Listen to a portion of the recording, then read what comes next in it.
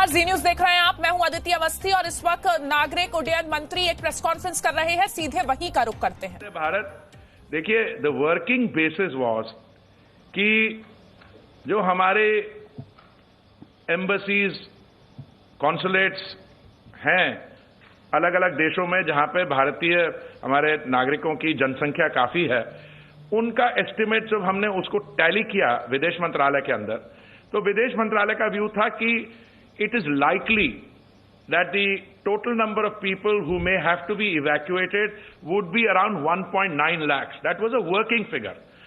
Now I want to qualify this. Working figure में ऐसा है, मैंने सवाल उठाया था, मैंने कहा जिन्होंने अप्लाई किया है क्या उनको ये जानकारी है कि जब वो भारत लौटेंगे तो उनको 14 दिन का क्वारंटीन होगा? तो कुछ लोग were discouraged by that. Some people said let us watch the situation.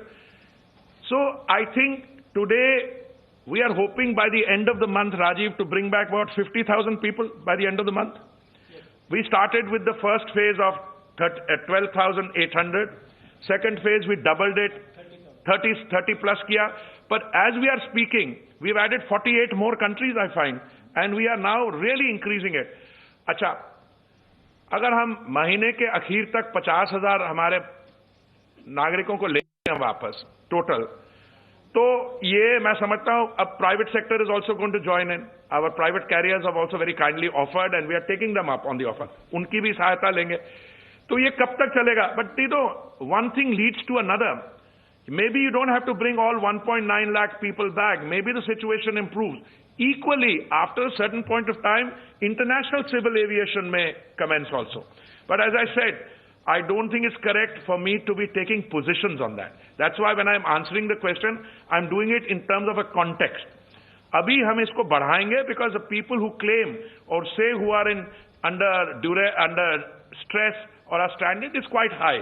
And in fact, if you've done 50,000, that's only, 25% of what you originally set out to do. दूसरा ये जो सवाल है SOPs का, मेटल आइल रिक्वेस्ट, अरुण आप इसका जवाब देंगे? So can you repeat the question? Oh no, sorry. Sorry. On board being carried, yeah. And passengers divesting themselves of that in the current SOP. How is it different from the past SOP? Yeah, it's true. It's him. For the present scenario, we have issued a very detailed guidelines to the airport security group to follow the security protocols. Since we are avoiding the pat-down search, we are asking the passengers to divest all their metallic objects, put it in a tray, pass it through the screener, and even if after doing that, the DFMD gives a beep, only then passenger will be subjected to pat-down search. That is the protocol. Thank you. Last question, 37. Last question, no, 1 minute. There was another query about damage to some aircraft in Calcutta. I think the correct facts CMD will give you. So, in the storm, there has been some flooding of the hangars. Some of our aircraft, 2 of our aircraft were also parked in Calcutta. The aircraft are not damaged. There is some damage to the hangar. There was a small aircraft, a private aircraft which was parked in the hangar, which has been damaged.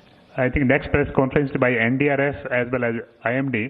So all these things we can address. तो 25 मई से घरेलू उड़ानों की शुरुआत होगी और इसके बारे में तमाम जानकारी दे रहे थे हरदीप पुरी. और इस वक्त की एक अहम खबर अयोध्या से भी आ रही है. अयोध्या में राम जन्मभूमि के समतलीकरण के दौरान मंदिर के अवशेष मिले हैं. खुदाई के दौरान भारी संख्या में देवी देवताओं की खंडित मूर्तियों के अलावा शिवलिंग भी मिला है.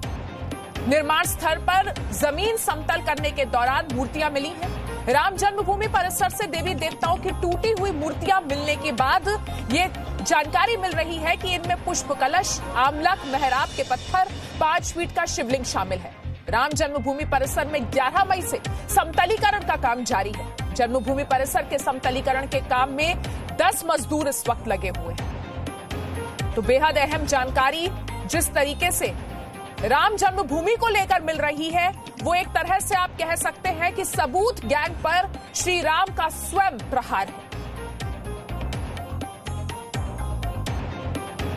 अपने दर्शकों को बता दें कि अयोध्या में राम जन्मभूमि के समतलीकरण का काम चल रहा है और इस समतलीकरण के काम के दौरान मंदिर के अवशेष मिले हैं। ये आपको दो तस्वीरें दिखा रहे हैं। राम के अस्तित्व पर सवाल उठाने वालों को करारा जवाब दिया जा रहा है। एक तरह से ये जो अवशेष मिले हैं, ये सबूत गैंग जो श्री राम के जन्म और जन्मभूमि को लेकर सबूत मांगते हैं, उन पर स्वयं श्री राम का प्रहार आप कह सकते हैं। श्री राम जन्म स्थान परिसर में काम शुरू हो चुका है, समतलीकरण का काम चल रहा है और इस दौरान यहां भारी संख्या में देवी देवताओं की खंडित मूर्तियों के अलावा शिवलिंग भी मिला है। आपको बता दें कि राम जन्मभूमि परिसर से देवी देवताओं की ये अवशेष जो खंडित मूर्तियों के हैं वो मिले हैं और ये एक बार फिर इस बात को साबित करते हैं कि श्री राम की जन्मभूमि किस प्रकार से सदियों से श्री राम की रही है। अयोध्या में श्री राम जन्म स्थान पर महत्वपूर्ण मूर्तियां मिलने के बाद एक बार फिर से लोगों की आस्था और श्रद्धा उफान पर है। मंदिर निर्माण स्थान पर जमीन समतल करने के दौरान ये मूर्तियों के अवशेष मिले हैं। जो समतलीकरण का काम चल रहा है उसके दौरान मंदिर निर्माण स्थल पर जमीन समतल करने के दौरान ये मूर्तियां मिली हैं। तो राम जन्मभूमि परिसर में काम जो हो रहा है, खुदाई का काम चल रहा है, समतलीकरण का काम चल रहा है, उस दौरान पुष्प कलश, आमलक, मेहराब के पत्थर और 5 फीट का एक शिवलिंग भी मिला है। छोटा सा ब्रेक यहां लेते हैं, फौरन लौटेंगे, बने रहिए हमारे साथ। No signal, no worry. Presenting Z News app with live TV, latest updates and expert opinion. Available on Google Play and App Store. Download it now.